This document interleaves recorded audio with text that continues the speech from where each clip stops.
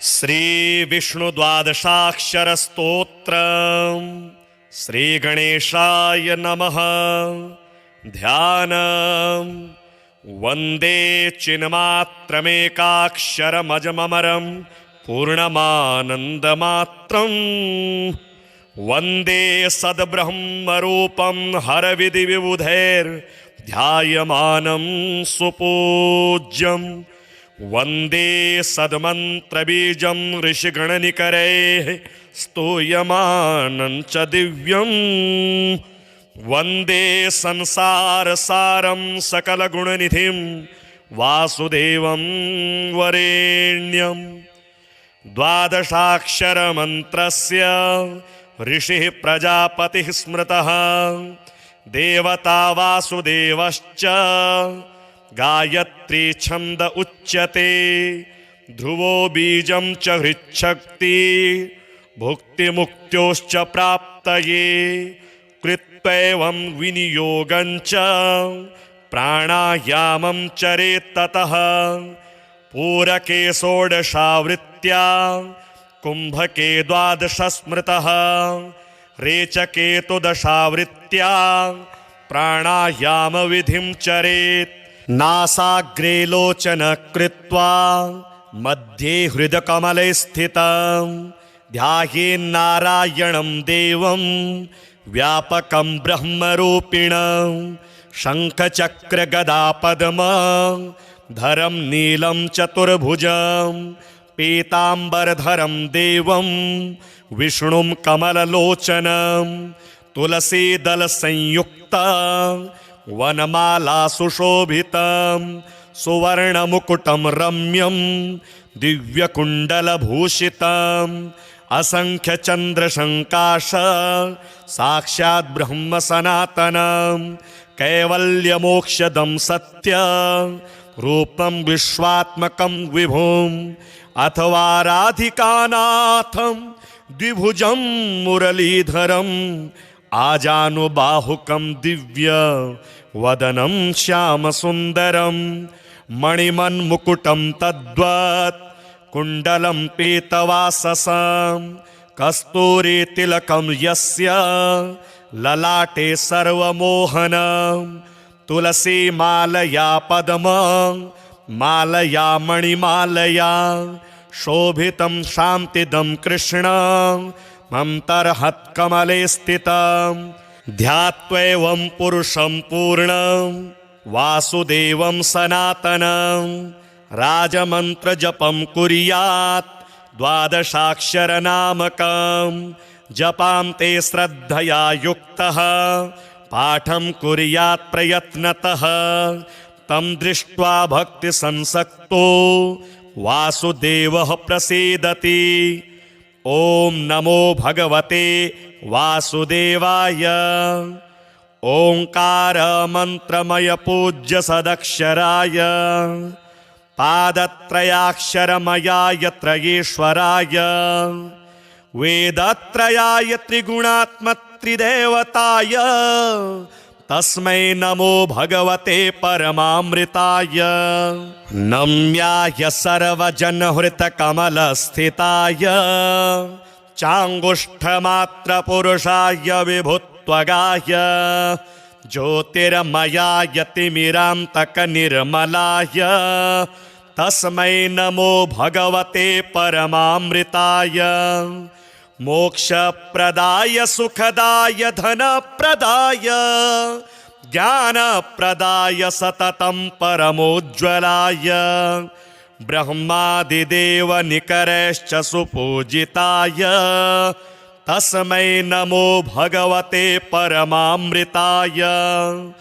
भक्तस्य दुःखदलनाय च रक्षकाय धर्मस्य सन्ततमधर्मविनाशकाय नानावतार पृथिवीतलधारणाय तस्मै नमो भगवते परमामृताय। गव्यप्रियाय सकलेप्सितसम्प्रदाय सत्यप्रवृद्धिकरणाय सुमङ्गलाय कृष्णावतार करुणालय सद्वताय तस्मै नमो भगवते परमामृताय। वन्द्याय सर्वजगतां सुरसत्तमाय वंशी विभूषितकराय मनोहराय नानाप्रपञ्चविलयोदयकारणाय तस्मै नमो भगवते परमामृताय। तेषां हि दुष्टशिशुपालककंसकेशी कालीयकालयवनादिखलेश्वराणां मानं विमर्द्य जगति तलरक्षणाय तस्मै नमो भगवते परमामृताय। वासांसि यस्य सकलानि तडिन्निभानि रूपं नवीनघनसन्निभमाद्यवर्णं नारायणाय नररूपविभूषिताय तस्मै नमो भगवते परमामृताय। सुन्दोपसुन्ददलनाय सुदर्शनाय वृतपदमनिष्टशुभविग्रहशोभिताय सद्ब्रह्मचिद्घनपरात्परकेवलाय तस्मै नमो भगवते परमामृताय।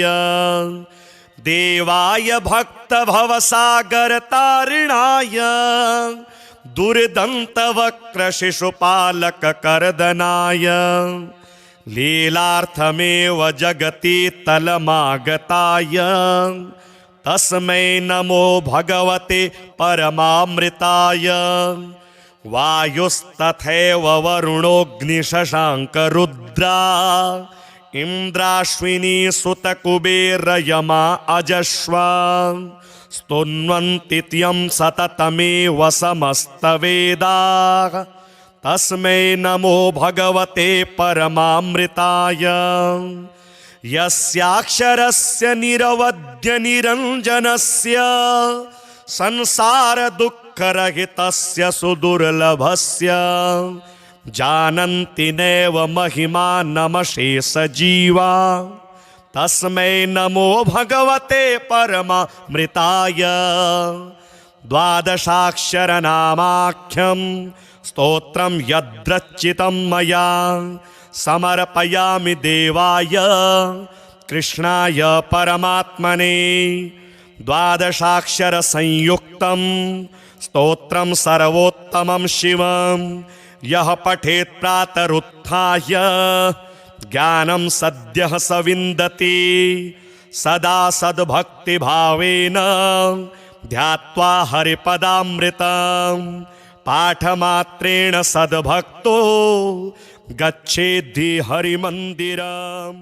द्वादशाक्षरमन्त्रस्य ऋषिः प्रजापतिः स्मृतः देवता वासुदेवश्च गायत्री छन्द उच्यते ध्रुवो बीजं च हृच्छक्ति भुक्तिमुक्त्योश्च प्राप्तये कृत्वैवं विनियोगं च प्राणायामं चरेत् ततः पूरके षोडशावृत्त्या कुम्भके द्वादश स्मृतः रेचके तु दशावृत्त्या प्राणायाम विधिं चरेत् नासाग्रे लोचन कृत्वा मध्ये हृदकमले स्थितं ध्यायेन्नारायणं देवं व्यापकं ब्रह्मरूपिणं शङ्खचक्रगदापद्मं धरं नीलं चतुर्भुजं पीताम्बरधरं देवं विष्णुं कमललोचनं तुलसीदलसंयुक्तं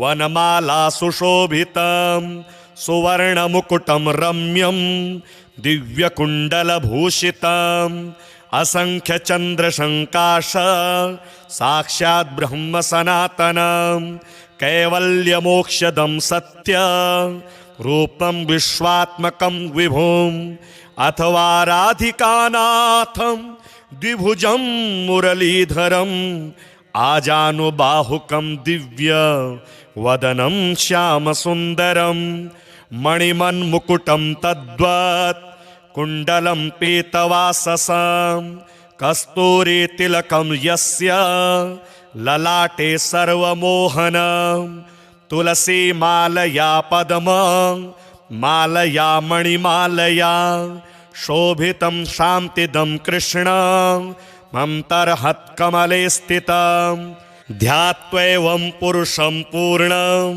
वासुदेवं सनातनं राजमन्त्रजपं कुर्यात् 12 जपां ते श्रद्धया युक्तः पाठं कुर्यात् प्रयत्नतः तं दृष्ट्वा भक्तिसंसक्तो वासुदेवः प्रसीदति। ॐ नमो भगवते वासुदेवाय। ओंकार मंत्रमय पूज्य सदक्षराय पादत्रयाक्षरमयाय त्रयेश्वराय वेदत्रयाय त्रिगुणात्मत्रिदेवताय तस्मै नमो भगवते परमामृताय। नम्याय सर्वजनहृतकमलस्थिताय चाङ्गुष्ठमात्रपुरुषाय विभुत्वगाय ज्योतिर्मयाय तिमिरान्तकनिर्मलाय तस्मै नमो भगवते परमामृताय। मोक्षप्रदाय सुखदाय धनप्रदाय ज्ञानप्रदाय सततं परमोज्ज्वलाय ब्रह्मादिदेवनिकरैश्च सुपूजिताय तस्मै नमो भगवते परमामृताय। भक्तस्य दुःखदलनाय च रक्षकाय धर्मस्य सन्ततमधर्मविनाशकाय नानावतार पृथिवीतलधारणाय तस्मै नमो भगवते परमामृताय। गव्यप्रियाय सकलेप्सितसम्प्रदाय सत्यप्रवृद्धिकरणाय सुमङ्गलाय कृष्णावतार करुणालय सद्वताय तस्मै नमो भगवते परमामृताय। वन्द्याय सर्वजगतां सुरसत्तमाय वंशी विभूषितकराय मनोहराय नानाप्रपञ्चविलयोदयकारणाय तस्मै नमो भगवते परमामृताय। तेषां हि दुष्टशिशुपालककंसकेशी कालीयकालयवनादिखलेश्वराणां मानं विमर्द्य जगति तलरक्षणाय तस्मै नमो भगवते परमामृताय। वासांसि यस्य सकलानि तडिन्निभानि रूपं नवीनघनसन्निभमाद्यवर्णं नारायणाय नररूपविभूषिताय तस्मै नमो भगवते परमामृताय। सुन्दोपसुन्ददलनाय सुदर्शनाय वृतपदमनिष्ठशुभविग्रहशोभिताय सद्ब्रह्मचिद्घनपरात्परकेवलाय तस्मै नमो भगवते परमामृताय। देवाय भक्तभवसागरतारिणाय दुर्दन्तवक्रशिशुपालककर्दनाय लीलार्थमेव जगति तलमागताय तस्मै नमो भगवते परमामृताय।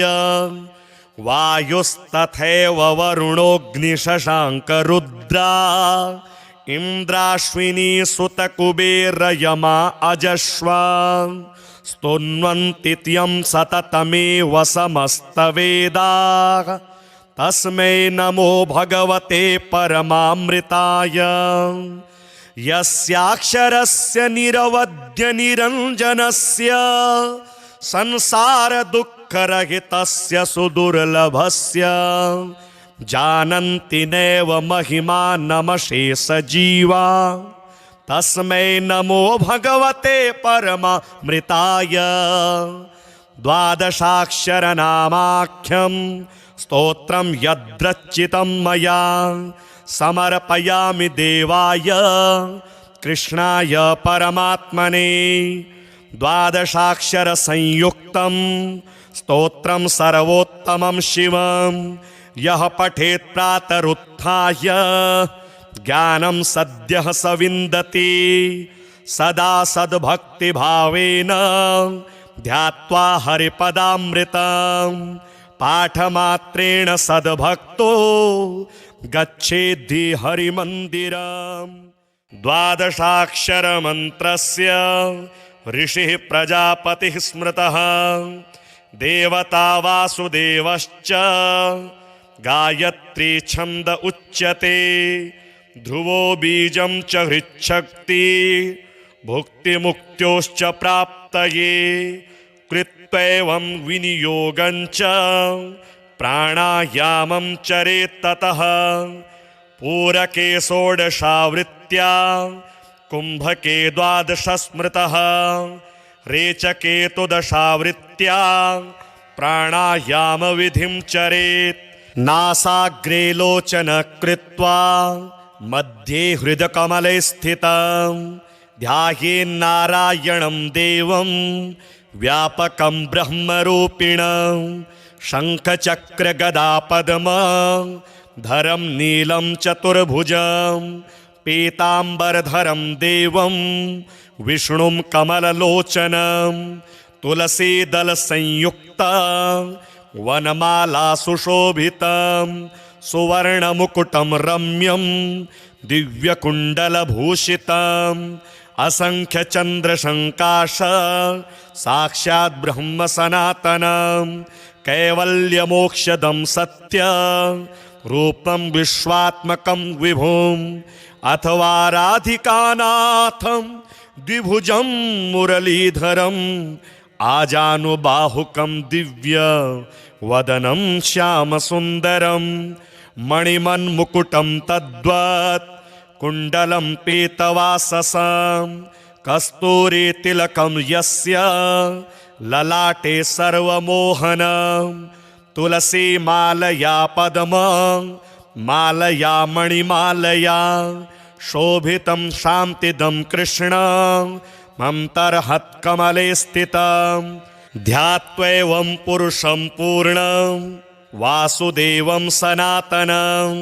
राजमन्त्रजपं कुर्यात् द्वादशाक्षरनामकं। जपां ते श्रद्धया युक्तः पाठं कुर्यात् प्रयत्नतः। तं दृष्ट्वा भक्तिसंसक्तो वासुदेवः प्रसीदति। ॐ नमो भगवते वासुदेवाय। ओंकार मंत्रमय पूज्य सदक्षराय पादत्रयाक्षरमयाय त्रयेश्वराय वेदत्रयाय त्रिगुणात्मत्रिदेवताय तस्मै नमो भगवते परमामृताय। नम्याय सर्वजनहृतकमलस्थिताय चाङ्गुष्ठमात्रपुरुषाय विभुत्वगाय ज्योतिर्मयाय तिमिरान्तकनिर्मलाय तस्मै नमो भगवते परमामृताय। मोक्षप्रदाय सुखदाय धनप्रदाय ज्ञानप्रदाय सततं परमोज्ज्वलाय ब्रह्मादिदेव निकरैश्च सुपूजिताय तस्मै नमो भगवते परमामृताय।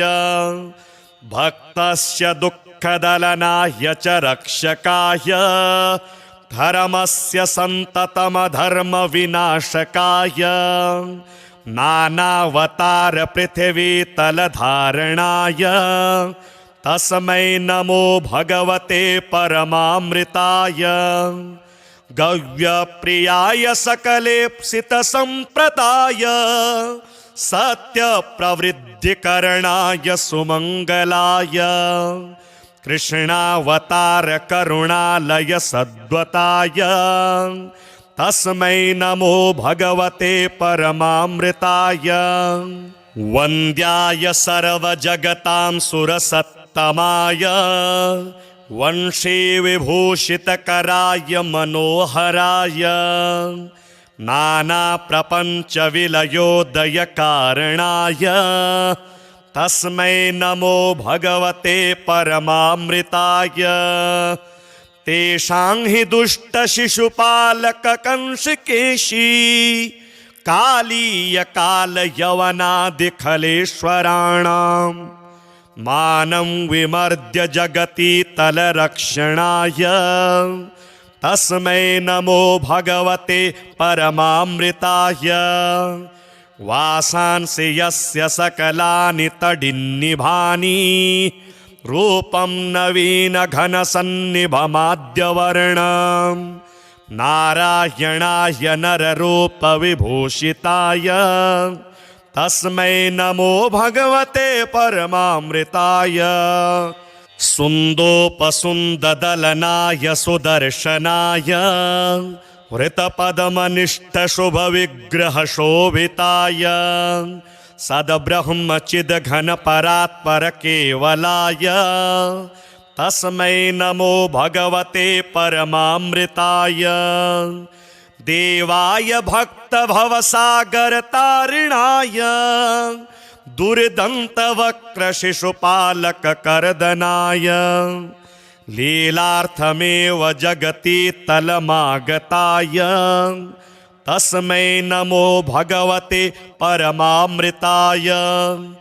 वायुस्तथैव वरुणोऽग्निशशाङ्करुद्रा इन्द्राश्विनी सुतकुबेरयमा अजश्वा स्तुन्वन्ति त्यं सततमेव समस्तवेदाः तस्मै नमो भगवते परमामृताय।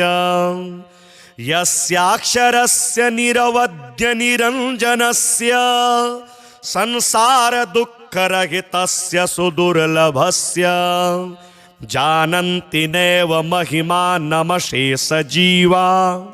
तस्मै नमो भगवते परमामृताय।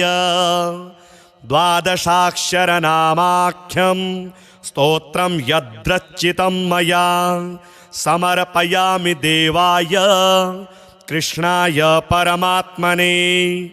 द्वादशाक्षरसंयुक्तं स्तोत्रं सर्वोत्तमं शिवं यः पठेत् प्रातरुत्थाय ज्ञानं सद्यः स विन्दति सदा सद्भक्तिभावेन ध्यात्वा हरिपदामृतं पाठमात्रेण सद्भक्तो गच्छेद्धि हरिमन्दिरम्। द्वादशाक्षरमन्त्रस्य ऋषिः प्रजापतिः स्मृतः देवता वासुदेवश्च गायत्री छन्द उच्यते ध्रुवो बीजं च हृच्छक्ति भुक्तिमुक्त्योश्च प्राप्तये कृत्वैवं विनियोगं च प्राणायामं चरेत् ततः पूरके षोडशावृत्त्या कुम्भके द्वादश स्मृतः रेचके तु दशावृत्त्या प्राणायामविधिं चरेत् नासाग्रे लोचन कृत्वा मध्ये हृदकमले स्थितं ध्यायेन्नारायणं देवं व्यापकं ब्रह्मरूपिणं शङ्खचक्रगदापद्मधरं नीलं चतुर्भुजं पीताम्बरधरं देवं विष्णुं कमललोचनं तुलसीदलसंयुक्तं वनमाला सुशोभितं सुवर्णमुकुटं रम्यं दिव्यकुण्डलभूषितं असंख्यचन्द्रशङ्काश साक्षात् ब्रह्म सनातनं कैवल्यमोक्षदं सत्य रूपं विश्वात्मकं विभुम् अथवा राधिकानाथं द्विभुजं मुरलीधरम् आजानुबाहुकं दिव्य वदनं श्यामसुन्दरं मणिमन्मुकुटं तद्वत् कुण्डलं पीतवाससं कस्तूरीतिलकं यस्य ललाटे सर्वमोहनं तुलसी मालया पद्म मालया मणिमालया शोभितं शान्तिदं कृष्णं मन्तर्हत्कमले स्थितं ध्यात्वैवं पुरुषं पूर्णं वासुदेवं सनातनं राजमन्त्रजपं कुर्यात् 12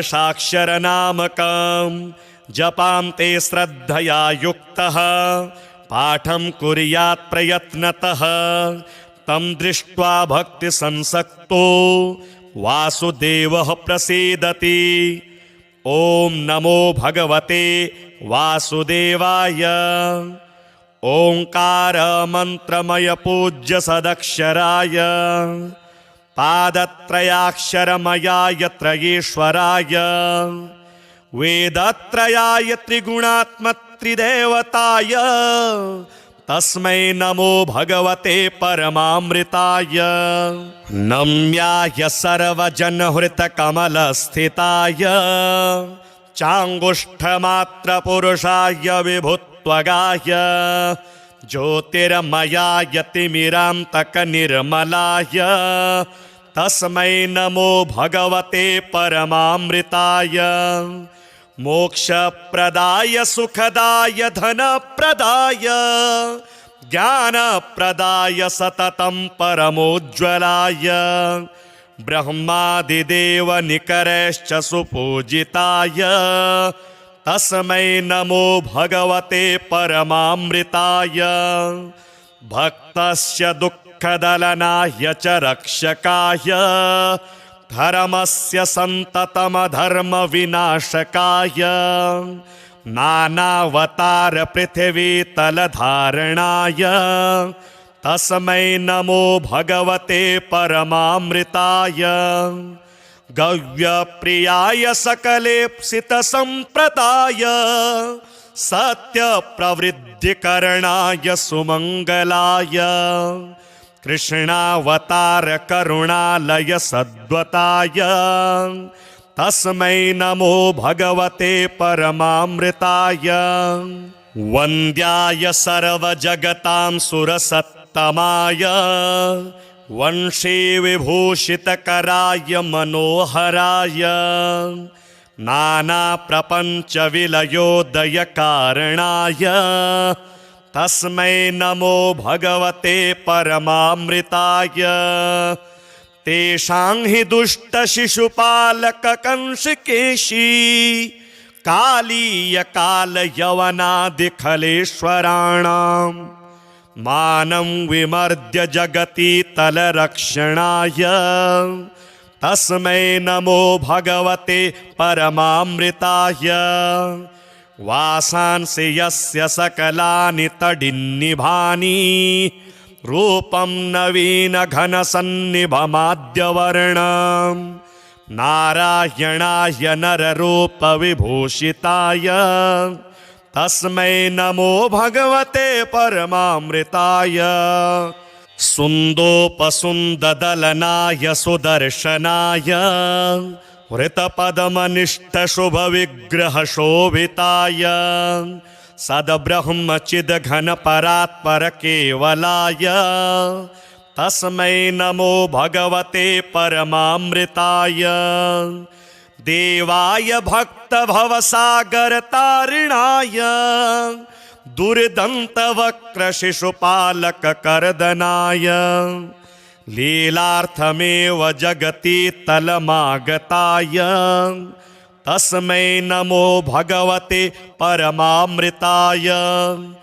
वायुस्तथैव वरुणोऽग्निशशाङ्करुद्रा इन्द्राश्विनी सुतकुबेरयमा अजश्वा स्तुन्वन्ति त्यं सततमेव समस्तवेदाः तस्मै नमो भगवते परमामृताय।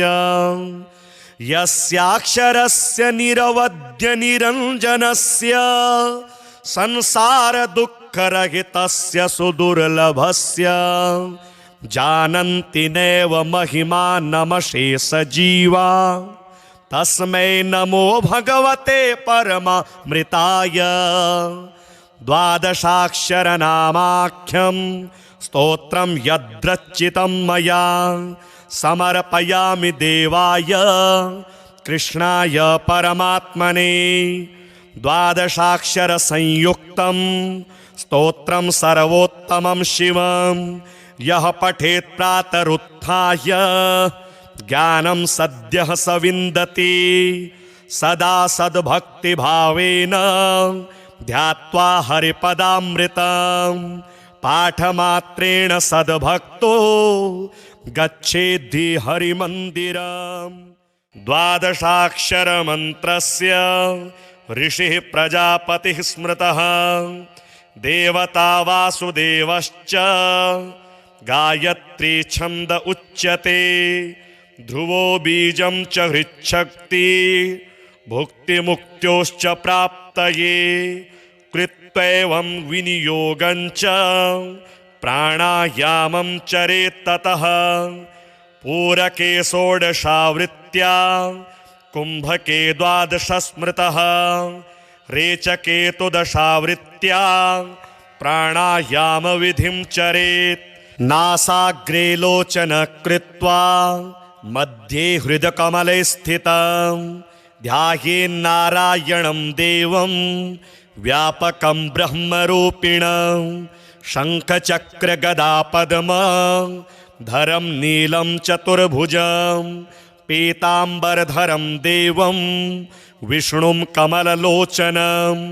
तुलसीदलसंयुक्तं वनमाला सुशोभितं सुवर्णमुकुटं रम्यं दिव्यकुण्डलभूषितं। असंख्यचन्द्रशङ्काश साक्षात् ब्रह्म सनातनं कैवल्यमोक्षदं सत्य रूपं विश्वात्मकं विभुम्।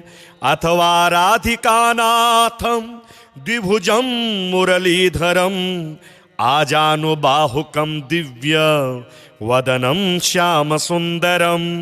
मणिमन्मुकुटं तद्वत् कुण्डलं पीतवाससं कस्तूरीतिलकं यस्य ललाटे सर्वमोहनं।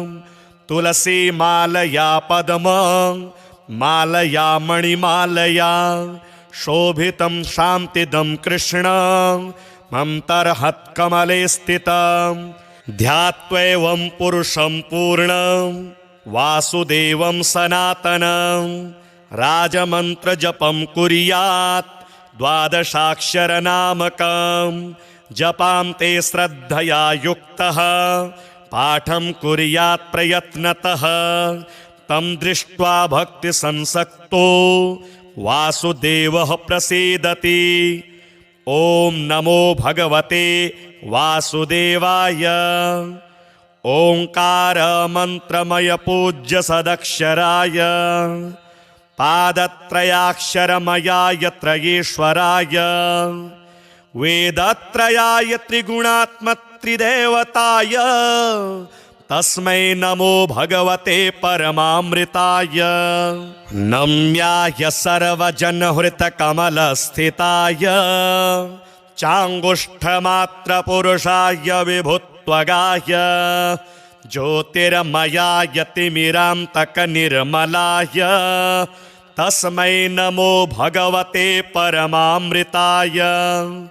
मोक्षप्रदाय सुखदाय धनप्रदाय ज्ञानप्रदाय सततं परमोज्ज्वलाय ब्रह्मादिदेव निकरैश्च सुपूजिताय तस्मै नमो भगवते परमामृताय। भक्तस्य दुःखदलनाय च रक्षकाय धर्मस्य सन्ततमधर्मविनाशकाय नानावतार पृथिवीतलधारणाय तस्मै नमो भगवते परमामृताय। गव्यप्रियाय सकलेप्सितसम्प्रदाय सत्यप्रवृद्धिकरणाय सुमङ्गलाय कृष्णावतार करुणालय सद्वताय तस्मै नमो भगवते परमामृताय। वन्द्याय सर्वजगतां सुरसत्तमाय वंशे विभूषितकराय मनोहराय नानाप्रपञ्चविलयोदयकारणाय तस्मै नमो भगवते परमामृताय। तेषां हि दुष्टशिशुपालककंसकेशी कालीयकालयवनादिखलेश्वराणां मानं विमर्द्य जगति तलरक्षणाय तस्मै नमो भगवते परमामृताय। वासांसि यस्य सकलानि तडिन्निभानि रूपं नवीनघनसन्निभमाद्यवर्णं नारायणाय नररूपविभूषिताय तस्मै नमो भगवते परमामृताय। सुन्दोपसुन्ददलनाय सुदर्शनाय वृतपदमनिष्ठशुभविग्रहशोभिताय सद्ब्रह्मचिद्घनपरात्परकेवलाय तस्मै नमो भगवते परमामृताय। देवाय भक्तभवसागरतारिणाय दुर्दन्तवक्रशिशुपालककर्दनाय लीलार्थमेव जगति तलमागताय तस्मै नमो भगवते परमामृताय। वायुस्तथैव वरुणोऽग्निशशाङ्करुद्रा इन्द्राश्विनी सुतकुबेरयमा अजश्वा स्तुन्वन्ति त्यं सततमेव समस्तवेदाः तस्मै नमो भगवते परमामृताय। यस्याक्षरस्य निरवध्यनिरञ्जनस्य संसारदुःखरहितस्य सुदुर्लभस्य जानन्ति नैव महिमानमशेषजीवा तस्मै नमो भगवते परमामृताय। द्वादशाक्षरनामाख्यं स्तोत्रं यद्रचितं मया समर्पयामि देवाय कृष्णाय परमात्मने। द्वादशाक्षरसंयुक्तं स्तोत्रं सर्वोत्तमं शिवं यः पठेत् प्रातरुत्थाय ज्ञानं सद्यः स विन्दति सदा सद्भक्तिभावेन ध्यात्वा हरिपदामृतं पाठमात्रेण सद्भक्तो गच्छेद्धि हरिमन्दिरम्। द्वादशाक्षरमन्त्रस्य ऋषिः प्रजापतिः स्मृतः देवता वासुदेवश्च गायत्री छन्द उच्यते ध्रुवो बीजं च हृच्छक्ति भुक्तिमुक्त्योश्च प्राप्तये कृत्वैवं विनियोगं च प्राणायामं चरेत् ततः पूरके षोडशावृत्त्या कुम्भके द्वादश स्मृतः रेचके तु दशावृत्त्या प्राणायामविधिं चरेत् नासाग्रे लोचन कृत्वा मध्ये हृदकमले स्थितं ध्यायेन्नारायणं देवं व्यापकं ब्रह्मरूपिणं शङ्खचक्रगदापद्मं धरं नीलं चतुर्भुजं पीताम्बरधरं देवं विष्णुं कमललोचनं तुलसीदलसंयुक्तं वनमाला सुशोभितं सुवर्णमुकुटं रम्यं दिव्यकुण्डलभूषितं असंख्यचन्द्रशङ्काश साक्षात् ब्रह्म सनातनं कैवल्यमोक्षदं सत्य रूपं विश्वात्मकं विभुम् अथवा राधिकानाथं द्विभुजं मुरलीधरम् आजानुबाहुकं दिव्य वदनं श्यामसुन्दरं मणिमन्मुकुटं तद्वत् कुण्डलं पीतवाससं कस्तूरीतिलकं यस्य ललाटे सर्वमोहनं तुलसी मालया पद्म मालया मणिमालया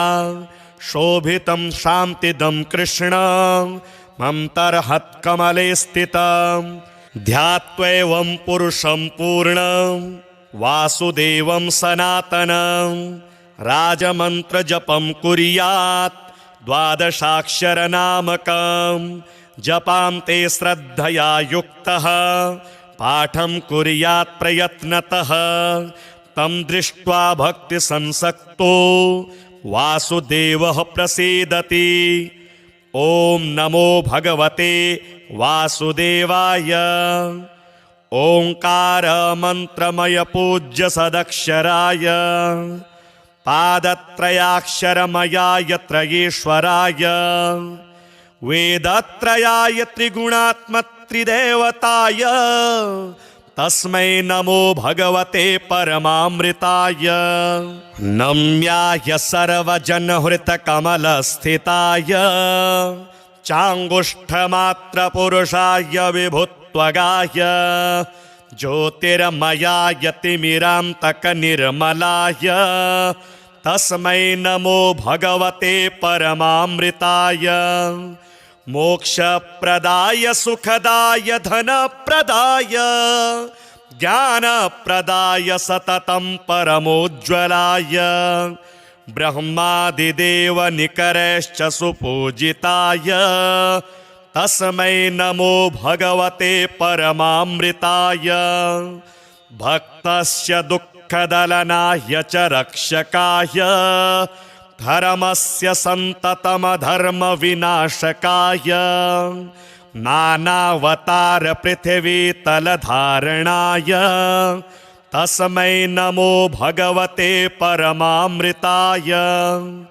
गव्यप्रियाय सकलेप्सितसम्प्रदाय सत्यप्रवृद्धिकरणाय सुमङ्गलाय कृष्णावतार करुणालय सद्वताय तस्मै नमो भगवते परमामृताय।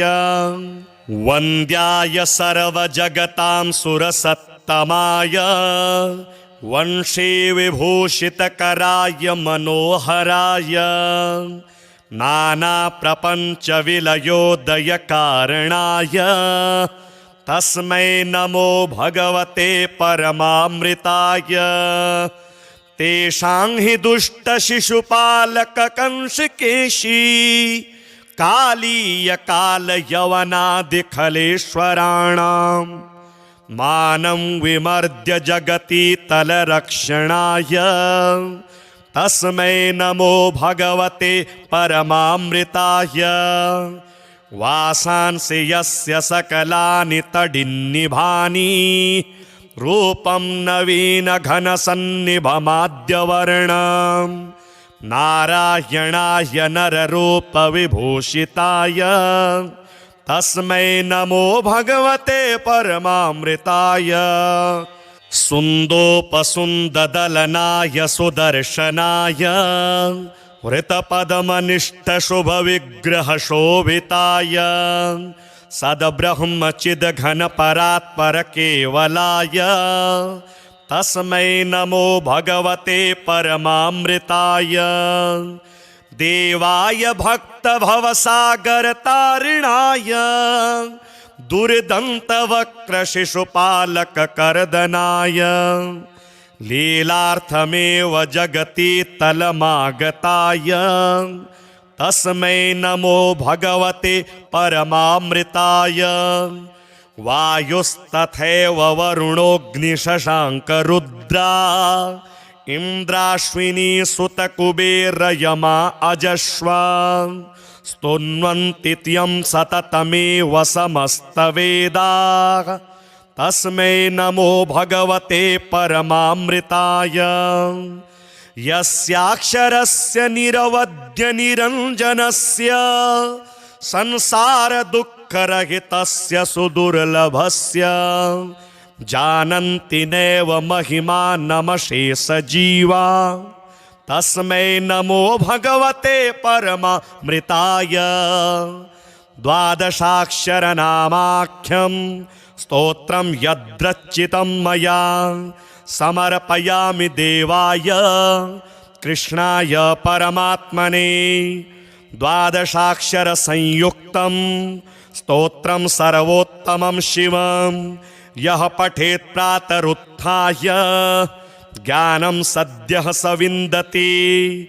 सदा सद्भक्तिभावेन ध्यात्वा हरिपदामृतं पाठमात्रेण सद्भक्तो गच्छेद्धि हरिमन्दिरम्। द्वादशाक्षरमन्त्रस्य ऋषिः प्रजापतिः स्मृतः देवता वासुदेवश्च गायत्री छन्द उच्यते। ध्रुवो बीजं च हृच्छक्ति भुक्तिमुक्त्योश्च प्राप्तये। कृत्वैवं विनियोगं च प्राणायामं चरेत् ततः। पूरके षोडशावृत्त्या कुम्भके द्वादश स्मृतः। रेचके तु दशावृत्त्या प्राणायामविधिं चरेत्। नासाग्रे लोचन कृत्वा मध्ये हृदकमले स्थितं ध्यायेन्नारायणं देवं व्यापकं ब्रह्मरूपिणं। शङ्खचक्रगदापद्मं धरं नीलं चतुर्भुजं पीताम्बरधरं देवं विष्णुं कमललोचनं। तुलसीदलसंयुक्तं वनमाला सुशोभितं सुवर्णमुकुटं रम्यं दिव्यकुण्डलभूषितं। असंख्यचन्द्रशङ्काश साक्षात् ब्रह्म सनातनं। कैवल्यमोक्षदं सत्य रूपं विश्वात्मकं विभुम्। अथवा राधिकानाथं द्विभुजं मुरलीधरम् आजानुबाहुकं दिव्य वदनं श्यामसुन्दरं। मणिमन्मुकुटं तद्वत् कुण्डलं पीतवाससं। कस्तूरीतिलकं यस्य ललाटे सर्वमोहनं। तुलसीमालया पद्मं मालया मणिमालया शोभितं शान्तिदं कृष्णं मन्तर्हत्कमले स्थितं। ध्यात्वैवं पुरुषं पूर्णं वासुदेवं सनातनं।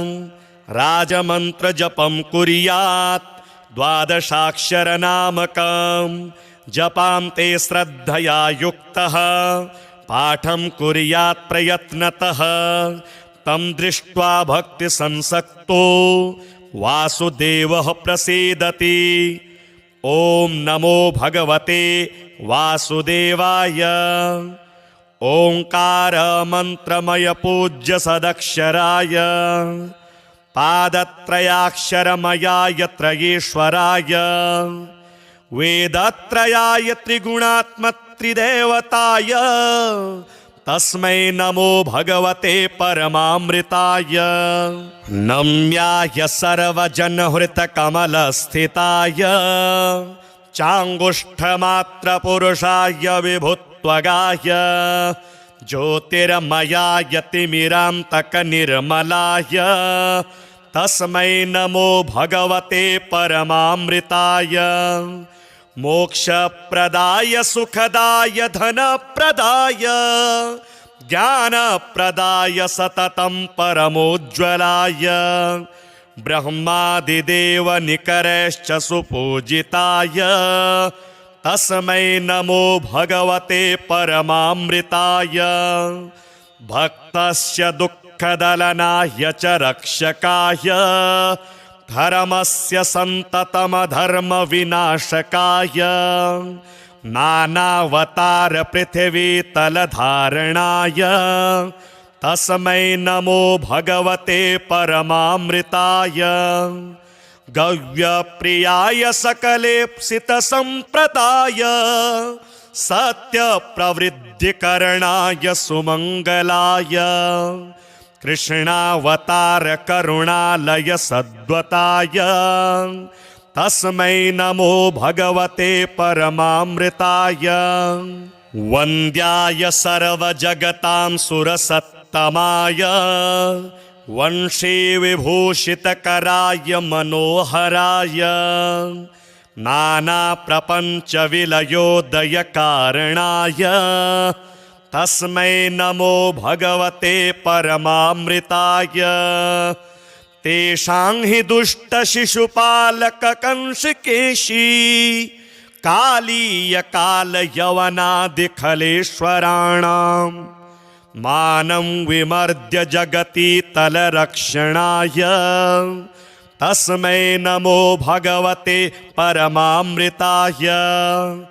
वासांसि यस्य सकलानि तडिन्निभानि रूपं नवीनघनसन्निभमाद्यवर्णं नारायणाय नररूपविभूषिताय तस्मै नमो भगवते परमामृताय। सुन्दोपसुन्ददलनाय सुदर्शनाय वृतपदमनिष्ठशुभविग्रहशोभिताय सद्ब्रह्मचिद्घनपरात्परकेवलाय तस्मै नमो भगवते परमामृताय।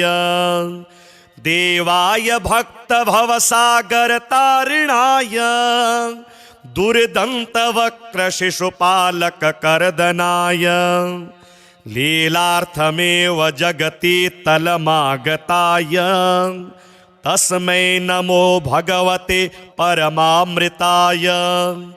वायुस्तथैव वरुणोऽग्निशशाङ्करुद्रा इन्द्राश्विनी सुतकुबेरयमा अजश्वा स्तुन्वन्ति त्यं सततमेव समस्तवेदाः तस्मै नमो भगवते परमामृताय। यस्याक्षरस्य निरवध्यनिरञ्जनस्य संसारदुःखरहितस्य सुदुर्लभस्य जानन्ति नैव महिमानमशेषजीवा तस्मै नमो भगवते परमामृताय। द्वादशाक्षरनामाख्यं स्तोत्रं यद्रचितं मया समर्पयामि देवाय कृष्णाय परमात्मने। द्वादशाक्षरसंयुक्तं स्तोत्रं सर्वोत्तमं शिवं यः पठेत् प्रातरुत्थाय ज्ञानं सद्यः स विन्दति सदा सद्भक्तिभावेन ध्यात्वा हरिपदामृतं पाठमात्रेण सद्भक्तो गच्छेद्धि हरिमन्दिरम्। द्वादशाक्षरमन्त्रस्य ऋषिः प्रजापतिः स्मृतः देवता वासुदेवश्च गायत्री छन्द उच्यते ध्रुवो बीजं च हृच्छक्ति भुक्तिमुक्त्योश्च प्राप्तये कृत्वैवं विनियोगं च प्राणायामं चरेत् ततः पूरके षोडशावृत्त्या कुम्भके द्वादश स्मृतः रेचके तु दशावृत्त्या प्राणायामविधिं चरेत् नासाग्रे लोचन कृत्वा मध्ये हृदकमले स्थितं ध्यायेन्नारायणं देवं व्यापकं ब्रह्मरूपिणं शङ्खचक्रगदापद्मं धरं नीलं चतुर्भुजं पीताम्बरधरं देवं विष्णुं कमललोचनं तुलसीदलसंयुक्तं वनमाला सुशोभितं सुवर्णमुकुटं रम्यं दिव्यकुण्डलभूषितं असंख्यचन्द्रशङ्काश साक्षात् ब्रह्म सनातनं कैवल्यमोक्षदं सत्य रूपं विश्वात्मकं विभुम् अथवा राधिकानाथं द्विभुजं मुरलीधरम् आजानुबाहुकं दिव्य वदनं श्यामसुन्दरं मणिमन्मुकुटं तद्वत् कुण्डलं पीतवाससं कस्तूरी तिलकं यस्य ललाटे सर्वमोहनं तुलसी मालया पद्म मालया मणिमालया शोभितं शान्तिदं कृष्णं मन्तर्हत्कमले स्थितं ध्यात्वैवं पुरुषं पूर्णं वासुदेवं सनातनं राजमन्त्रजपं कुर्यात् 12 जपां ते श्रद्धया युक्तः पाठं कुर्यात् प्रयत्नतः तं दृष्ट्वा भक्तिसंसक्तो वासुदेवः प्रसीदति। ॐ नमो भगवते वासुदेवाय। ओंकार मंत्रमय पूज्य सदक्षराय पादत्रयाक्षरमयाय त्रयेश्वराय वेदत्रयाय त्रिगुणात्मत्रिदेवताय तस्मै नमो भगवते परमामृताय। नम्याय सर्वजनहृतकमलस्थिताय चाङ्गुष्ठमात्रपुरुषाय विभुत्वगाय ज्योतिर्मयाय तिमिरान्तकनिर्मलाय तस्मै नमो भगवते परमामृताय। मोक्षप्रदाय सुखदाय धनप्रदाय ज्ञानप्रदाय सततं परमोज्ज्वलाय ब्रह्मादिदेवनिकरैश्च सुपूजिताय तस्मै नमो भगवते परमामृताय। भक्तस्य दुःखदलनाय च रक्षकाय धर्मस्य सन्ततमधर्मविनाशकाय नानावतार पृथिवीतलधारणाय तस्मै नमो भगवते परमामृताय। गव्यप्रियाय सकलेप्सितसम्प्रदाय सत्यप्रवृद्धिकरणाय सुमङ्गलाय कृष्णावतार करुणालय सद्वताय तस्मै नमो भगवते परमामृताय। वन्द्याय सर्वजगतां सुरसत्तमाय वंशी विभूषितकराय मनोहराय नानाप्रपञ्चविलयोदयकारणाय तस्मै नमो भगवते परमामृताय। तेषां हि दुष्टशिशुपालककंसकेशी कालीयकालयवनादिखलेश्वराणां मानं विमर्द्य जगति तलरक्षणाय तस्मै नमो भगवते परमामृताय।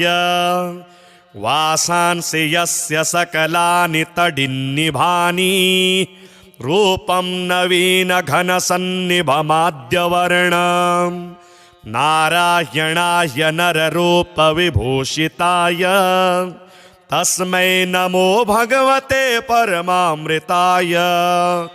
सुन्दोपसुन्ददलनाय सुदर्शनाय वृतपदमनिष्ठशुभविग्रहशोभिताय सद्ब्रह्मचिद्घनपरात्परकेवलाय तस्मै नमो भगवते परमामृताय। देवाय भक्तभवसागरतारिणाय दुर्दन्तवक्रशिशुपालककर्दनाय लीलार्थमेव जगति तलमागताय तस्मै नमो भगवते परमामृताय। वायुस्तथैव वरुणोऽग्निशशाङ्करुद्रा इन्द्राश्विनी सुतकुबेरयमा अजश्वा स्तुन्वन्ति त्यं सततमेव समस्तवेदाः तस्मै नमो भगवते परमामृताय। यस्याक्षरस्य निरवध्यनिरञ्जनस्य संसारदुःखरहितस्य सुदुर्लभस्य जानन्ति नैव महिमानमशेषजीवा तस्मै नमो भगवते परमामृताय। द्वादशाक्षरनामाख्यं स्तोत्रं यद्रचितं मया समर्पयामि देवाय कृष्णाय परमात्मने। द्वादशाक्षरसंयुक्तं स्तोत्रं सर्वोत्तमं शिवं यः पठेत् प्रातरुत्थाय ज्ञानं सद्यः स विन्दति। सदा सद्भक्तिभावेन ध्यात्वा हरिपदामृतं पाठमात्रेण सद्भक्तो गच्छेद्धि हरिमन्दिरम्।